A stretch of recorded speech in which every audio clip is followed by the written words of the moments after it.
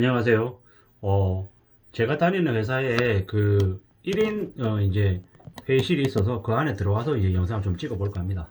우리가 지금 이제 최근에 많은 이제 혼란들을 이제 느끼고 있습니다. 2023년 1월 달에 시작이 됐고, 미국이 기준금리를 이제 2월 1일 달에 올릴 거고, 한국은 1월 13일 날 0.25% 올리고, 뭐 앞으로 계속 어떤 일들이 벌어질까 뭐 많이 혼란스럽죠. 즉 원달러 환율은 뭐 1250원 아래로 내려간다. 실제로 뭐 그렇게 내려가고 있고요.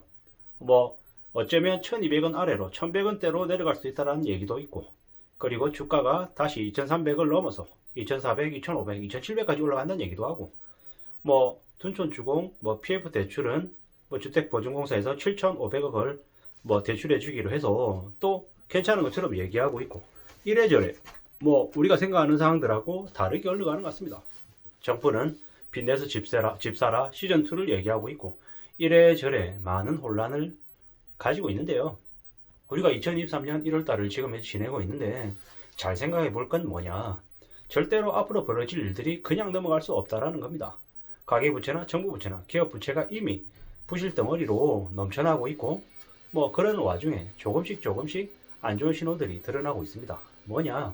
법정 최고금리 20%인 걸 27.9%로 올리려고 추진하고 있고, 그 각종 이제 공기업들이 이제 민영화 순순을 밟고 있고, 보통 사람들의 삶은 더욱더 어려워지고 있죠. 우리가 잘 알고 있다시피 지금 물가가 천정부지로 치솟고 있습니다.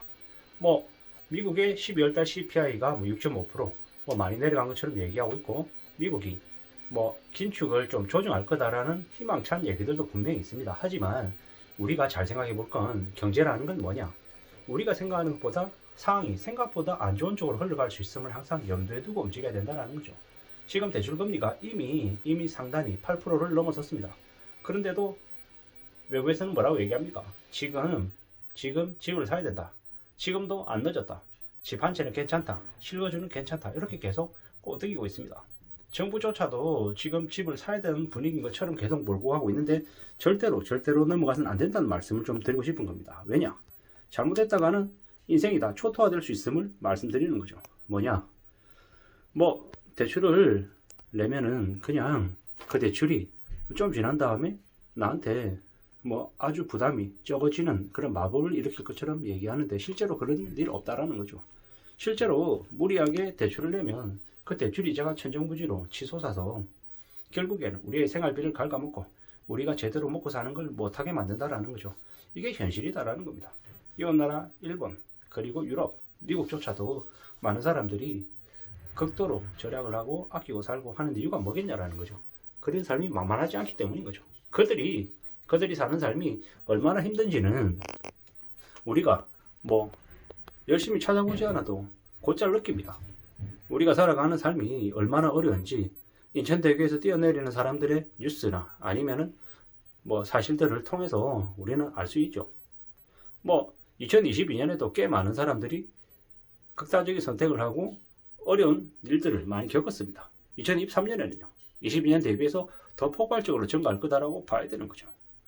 뭐 둔촌주공 아파트 분양이, 그리고 장이 자이가 계약률이 아무리 높아진다라고 해도 부동산 시장이 되살아나기는 어렵다라는 게 많은 사람들의 생각입니다. 이건 뭡니까? 결국은 닥칠 일들은 일어난다라는 거죠. 과거에는 갑작스럽게 뻥 하고 터졌다면 지금은 많은 시나리오에 따라서 서서히 진행되고 있고, 그 시나리오에 따라서 흘러가는 모습들이 결국에는 우리한테 닥친다라는 겁니다. 경제적인 어려움을 그냥 피해 나갈 수 있다. 나는 괜찮다. 별일 없다. 이렇게 생각하는 건 언제든지 그 사람에게 화나 위협이 닥칠 수 있다는 의미로 보면 맞을 것 같습니다. 항상 두려워하고 걱정하고 염려하고 살얼음 걷듯이 차근차근 한 걸음을 내딛는 사람은 뭐 물론 그러다가 넘어질 수도 있고 쓰러질 수도 있죠. 하지만 큰 사고를 당하진 않을 거다. 적어도 좀 어려움을 겪긴 하겠지만은 그 어려움에 대한 두려움, 염려를 가지고 있기 때문에 좀 큰 화를 피할 수 있지 않겠냐라고 생각합니다. 지금은 큰 화를 입는 걸 피해야 될 시기입니다. 비록 가진 게 없다 하더라도 빚이 없으면 감사해야 되고요. 뭐 집이 좁다 하더라도 뭐 먹는 음식을 아주 맛있는 걸 못 먹는다 하더라도 가족들이 같이 식탁 위에서 밥을 같이 먹는다라고 하면 감사히 생각해야 됩니다. 빚쟁이가 되면 빚을 5억, 7억, 9억 빚을 가지고 있으면 가족들과 저녁 식탁에 같이 앉아서 밥을 먹을 시간이 있습니까? 없습니까? 없습니다. 그렇게 같이 웃으면서 이야기꽃을 피울 시간이 없습니다. 왜? 엄마든 아빠든 아이들이든 뭐 먹고 살기 위해서 어쩔 수 없이 바깥으로 뛰어다녀야 되는 거죠. 아르바이트를 하든 투잡을 하든 쓰리잡을 하든 말이죠. 지금 대출이자 때문에 투잡 쓰리잡 하는 사람들이 상상을 초월할 정도로 불어나고 있는 게 현실입니다. 그들이 왜 그러겠습니까? 왜? 일하는 게 좋아서? 아니죠. 어쩔 수 없으니까. 궁지로 내몰리니까 그러는 겁니다. 그러다가 하다 안 되면 어떡합니까? 놔버리는 거죠. 뛰어내리는 거죠. 그런 무서운 일들이 앞으로 계속 벌어질 것 같습니다. 상상을 초월하는 대충격이 벌어진다. 라는 말씀을 계속 드립니다. 계속 말씀드리니까 회색 코뿔소처럼 눈에 보이지만 눈에 보이는 위협이 자꾸 보이니까 친근해 보이기도 하고 별일 아닌 것처럼 좀 우습게 생각하는 경향이 지금 있는 것 같습니다. 절대로 사는 게 쉽지 않다. 만만하지 않다. 그리고 더 조심해야 된다. 더 두려움을 가져야 된다. 라는 말씀을 계속 드리고 싶습니다. 우리가 살아가는 삶이 쉽지 않다라는 거. 함부로 욕심부려서는 안 된다라는 거. 그리고 쉽게 생각해서는 더더욱도 안 된다라는 걸 말씀을 계속 드리고 싶습니다.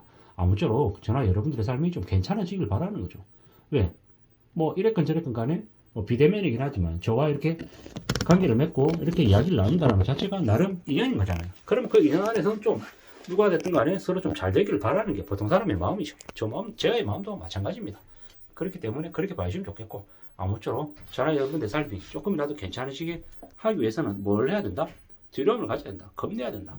세상 사는 게 얼마나 힘들고 어렵고 무섭다라는 걸 뼈저리게 인지하고 받아들여야 된다는 말씀을 감히 드립니다. 그리고 할 수 있다라고 하면 자기가 벌어들이는 범위 안에서 어떻게든 소비를 조금 줄여서라도 조금이라도 저축을 하는 습관을 갖는 게 좋겠습니다. 그 저축을 하는 습관을 가지면 돈을 아끼는 것뿐만 아니라 인생을 아끼게 되고 시간을 절약하게 되고 살아가는 삶에 있어서 뭐라도 조금 더 하려는 그런 새로운 의지나 자기 동기부여가 된다라는 말씀을 감히 드립니다. 1,000원을 아끼면 1,000원이 나한테 10배, 100배, 만원, 10만원이 돼서 돌아올 수 있음을 말씀드립니다.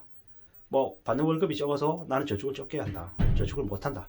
이런 얘기들은 뭐 어떤 사람들에게는 해당되는 얘기고 또 어떤 사람들에게는 그건 또 뛰어넘을 수 있는 벽일 뿐이다 라고 생각할 수도 있을 것 같습니다. 저는 저대로 여러분들대로 살아가는 삶이 힘들고 어렵죠. 쉽지 않다는 것도 잘 알고 있습니다.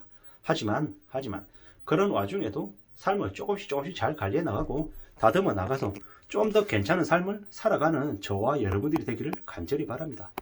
뉴스를 보면 뉴스를 있는 그대로 보려고 하지 말고 비판적인 시각을 가지고 댓글들도 읽어보고 다른 언론에서는 어떻게 얘기하는지 또 사람들이 어떻게 반응하는지 또한 같이 살펴보면서 뉴스를 받아들이면 좋겠습니다. 맹목적인 맹신, 추종은 위험하다. 마약보다 더 위험하다는 말씀을 드리면서 아무쪼록 저나 여러분들의 삶이 또 안전해지기를 바라겠습니다. 감사합니다.